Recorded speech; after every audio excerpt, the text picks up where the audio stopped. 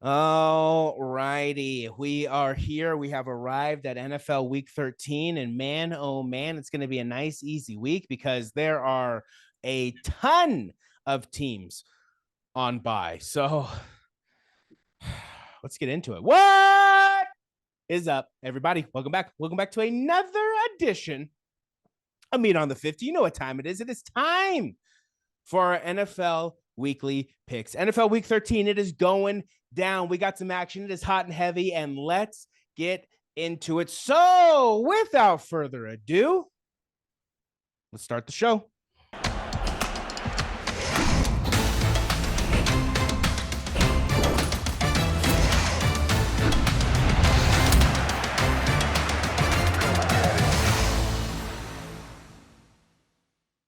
Welcome back. Welcome back to another edition of Meat on the 50. You know what time it is. It is time to break down these games that we have in front of us. And man, oh man, it's going to be a nice, quick, and easy week because we have a ton of teams that are on bye. And we're going to get into that. Hi, how's it going? I'm Jacob Cutler, one half of the Sports Guys. And as always, joining me, he is the other half of the Sports Guys. He is one of my best friends. He is none other than Mr. Brandon Sullivan. Brandon, how are you doing, my friend? Doing good. We got a big week coming up, big game coming up. So I'm ready for it.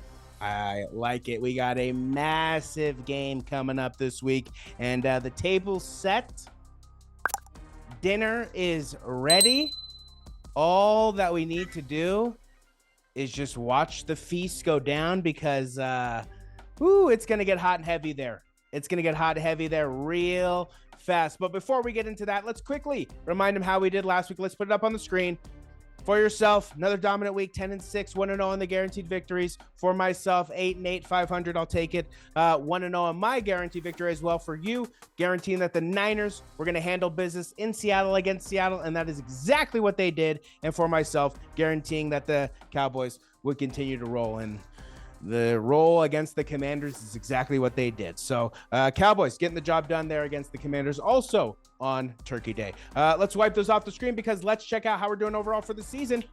For yourself, 117-63, kicking some ass, 10-2 on your guaranteed victories. For myself, 104-76, 9-3 on my guaranteed victories. And then for our special guest, 52-38, 3-3 on their guaranteed victories. All around, not bad. Let's wipe those off the screen. Let's get into it because it is time for another edition, another week of the rapid fire round picks. Yes, at this point, week 13, some of these games just absolutely do not matter. No matter what happens with these teams, some of these teams are so far out of the race that, they're basically eliminated without actually being eliminated yet from the playoffs. And then some of these games are just really not interesting. They're not, it's just really, who really gives a hoot, as they would say back in the day. But, you know how we do it. We like to keep it nice and fast, nice, short, and sweet. So let's get into it. You ready, my friend? Yes, sir. All righty. So this week is bye week, I like to call it, because we have the Buffalo Bills, the Chicago Bears, the Las Vegas Raiders, the Minnesota Vikings, the New York Giants, and the Baltimore Ravens all on bye. 6 teams getting a rest, which makes our job just a little bit easier. Starting us off for the rapid fire round, starting us off for Sunday morning, we got the Indianapolis Colts traveling to the Music City of Nashville to take on the Tennessee Titans. What do you got for me? Yeah, I got the Colts in this one. I think the Colts win a close one in this one. I'm taking the Colts 23-17. Oh, 1 point. Come on. We would have started off so good. Yeah, I'm right there with you. I'm going Colts, handling business on the road, 24-17, getting the job done there in Tennessee. Moving on to our next rapid fire game. We got the Los Angeles Chargers of San Diego traveling the 4-6 Chargers of San Diego, traveling to Foxborough to take on just the pitiful 2-9 New England Patriots. What do you got for me? Yeah, I got the Chargers finding a way to win this one in a close one, 17-13. Chargers, man. at this point, who knows what's going to happen with the Patriots. So I'm going Chargers, handling business, 28-10, getting the job done there on the road. Our next game, we got the Detroit Lions traveling to the Bourbon Street to take on the New Orleans Saints. What do you got for me? Yeah, I got the Lions bouncing back in this one. I hope they do. I'm gonna pick the Lions to win this one relatively easily, 31-17. You know, with the Lions, I would like to believe that it's going to come easily, but in this game, for whatever reason, I do not think it's going to be easy. But I do, however, think the Lions are going to get the job done there on the road in New Orleans, and I do think that they get the job done by the score of 23-16, getting the job done there on the road. Our next game, we got the Atlanta Falcons traveling to New Rutherford, New Jersey to take on the awful New York Jets. What do you got for us? Yeah, I just think the Falcons are going to win this one. I don't think the Jets score more than 10 points, so I got the Falcons winning this one 20-10. Tim Boyle, not the answer, not the key that the Jets need. So Falcons somehow, some way managed to stay in some sort of relevancy. I cannot believe it. 24-13, getting the job done there on the road. Our next game, we got the Arizona Cardinals traveling to the Steel City of Pittsburgh to take on the Pittsburgh Steelers. What do you got for us?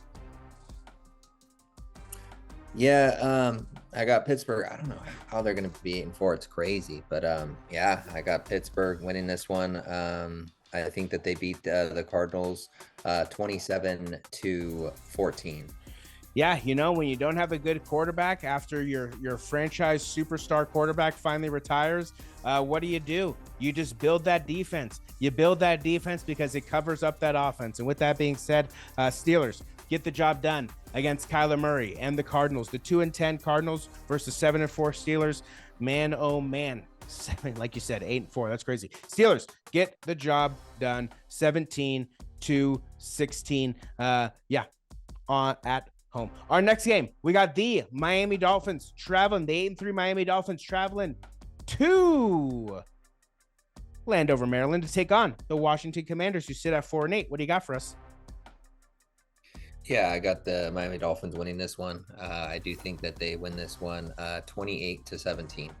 Yeah, I mean, this one at this point, the Commanders, basically down and out of it. Dolphins right in the fight, right in the hunt for that number one seed. Dolphins handle business 35-21 on the road, getting the job done there on the road. Moving on to our afternoon rapid fire games. We got the newly crowned Carolina Dumpster Fire Panthers traveling to Tampa Bay to take on the Tampa Bay Buccaneers. 1-10 versus 4-7. What do you got for us?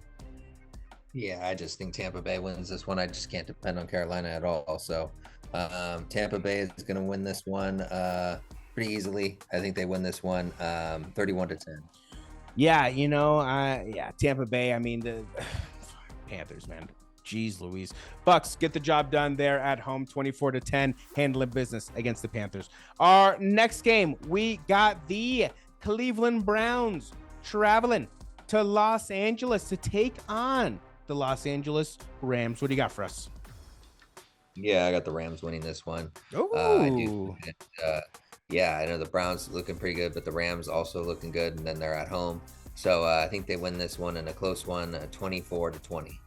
Oh, well, you know what? I'm right there with you. Yep, I got the Rams handling business against the Cleveland Browns. Cleveland Browns down to their third string quarterback. No offense to PJ Walker.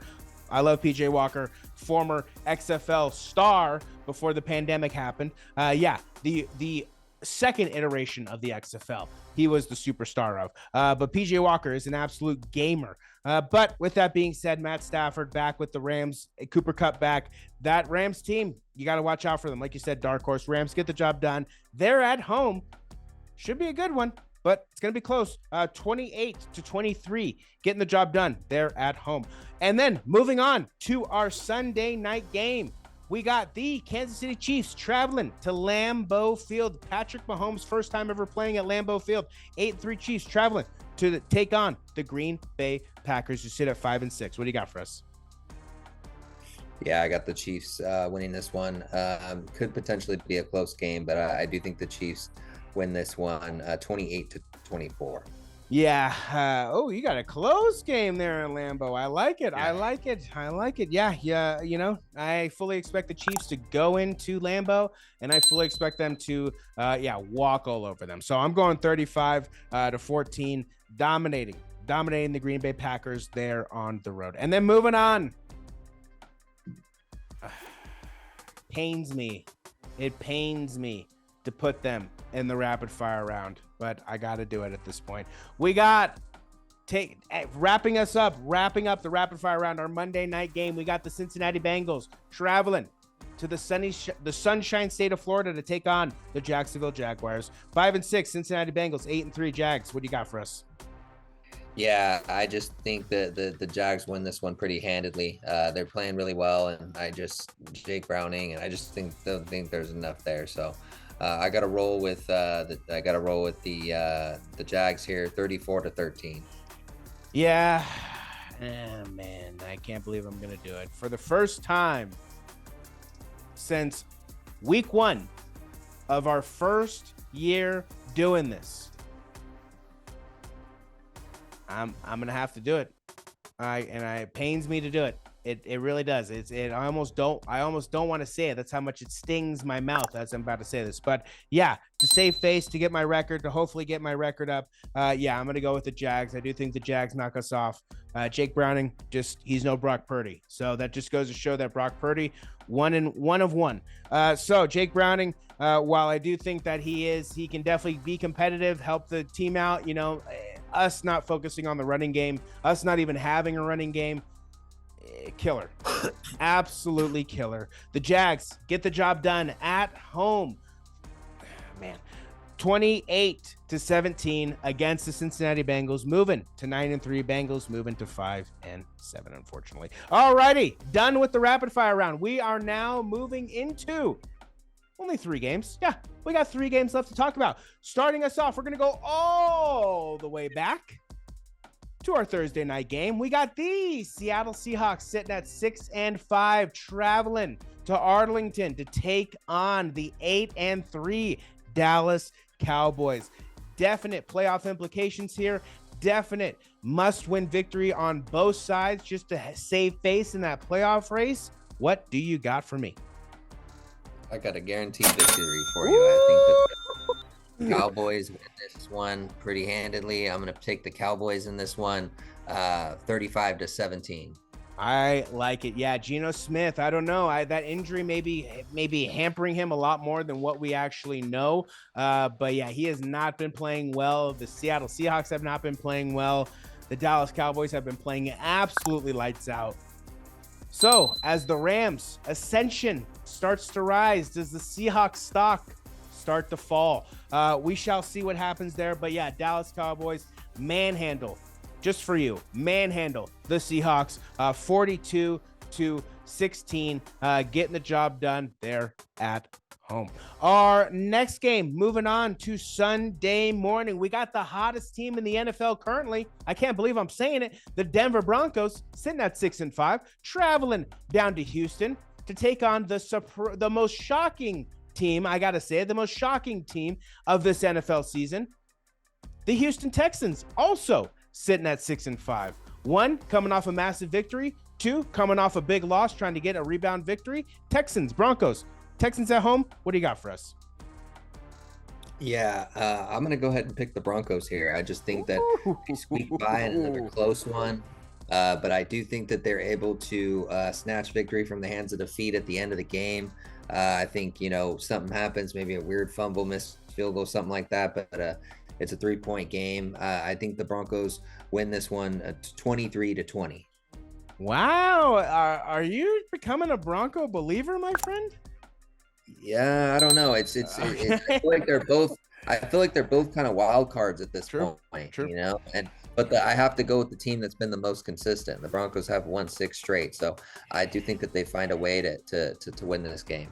I like it. Yeah, I definitely expect a back and forth game with the way that the Broncos are playing now, and definitely with the way that the Texans are playing. I mean, the Texans, again, nobody I repeat, nobody thought they would be doing what they have been doing this season. So credit to CJ Stroud, credit to Tank Dell, credit to Will Anderson, credit to D'Amico Ryans. Those three rookies help leading that team out of the ashes to definitely some success. And with that being said, yeah, them coming off a massive loss to the Jaguars last week, they're going to be hungry. They're going to want a victory. They're going to want to put out the fire that is the Denver Broncos. That is exactly what I think happened. So I do think that the Houston Texans at home do end the Denver Broncos win streak in definitely a good game. I think it's going to be a high-scoring game. I'm actually going 31-28 with the Texans getting the game-winning field goal there after replacing their kicker, Matt Amendola, who had never made a 50-plus yard field goal in the NFL in his entire career, and absolutely doinks it. Doinks it. The doink heard round the world for the Houston Texans fans there last Sunday, but have no fear, a new kicker will be here, and hopefully a lot better than Matt Amendola. 31-28, Texans get the job done there at home. And then our final game that we need to talk about. Moving on to Sunday afternoon, and man, oh man, did the schedule makers hook us up with some epic rematches this season. Unfortunately, some of them are not going to be as epic as we would have liked them to be, but nevertheless, we got a great rematch for you right here, and it is none other than the San Francisco 49ers sitting at 8-3, traveling across the country to Philly, to the quote-unquote city of brotherly love, where I guarantee you will find no love, to take on the Philadelphia Eagles, sitting at 10-1.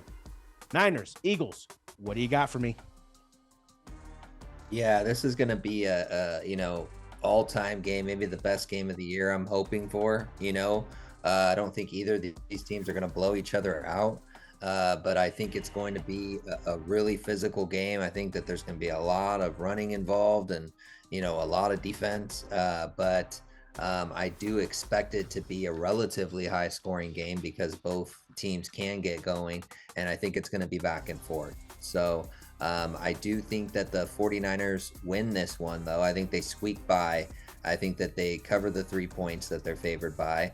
And I do think they win this one 34-31. I think that it comes down to a game-winning drive. 49ers may be down,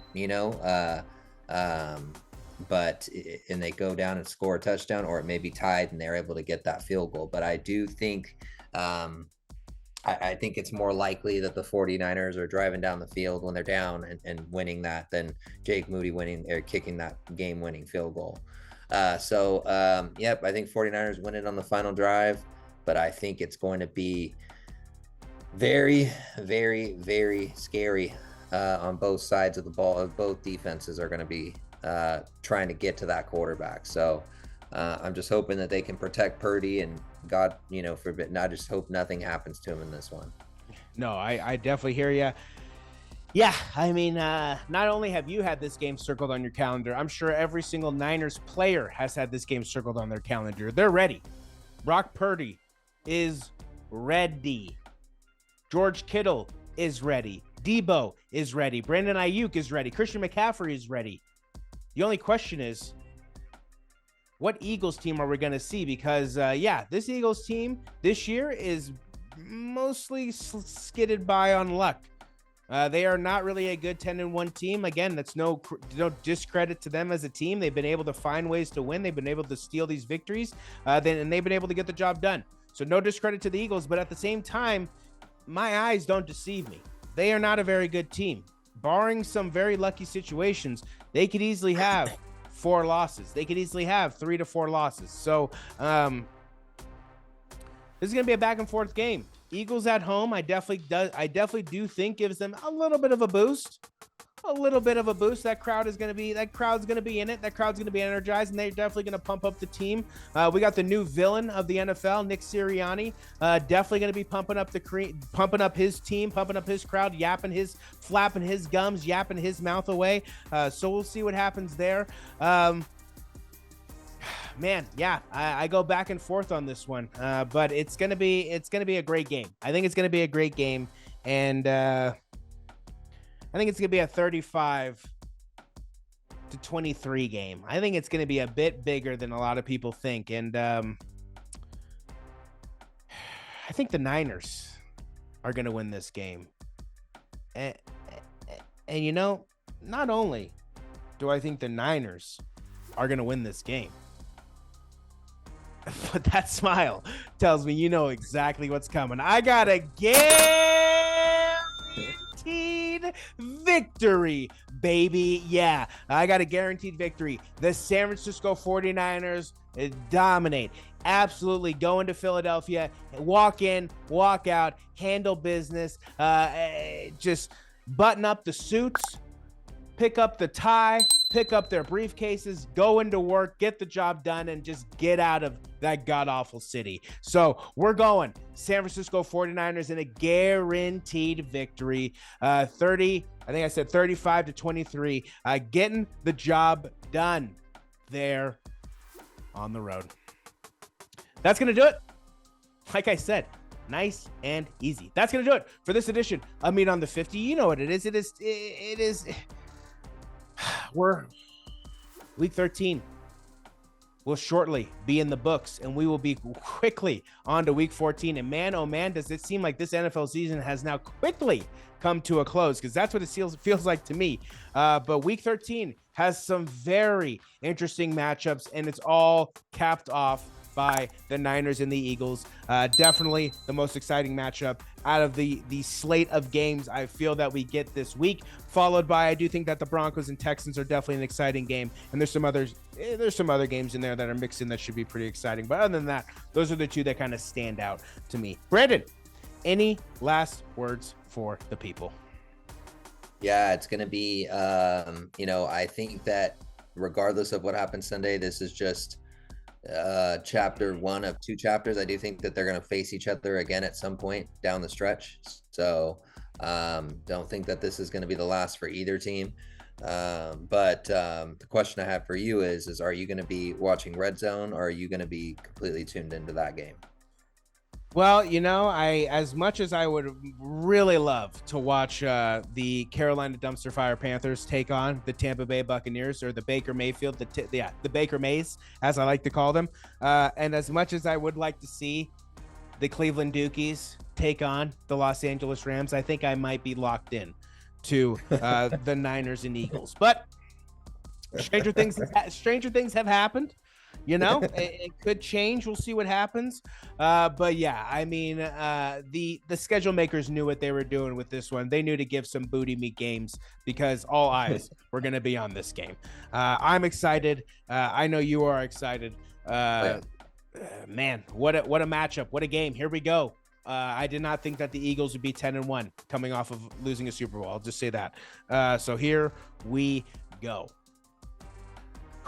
Take a deep breath, everybody. It's going to be okay. That's going to do it for this edition of Meat on the 50.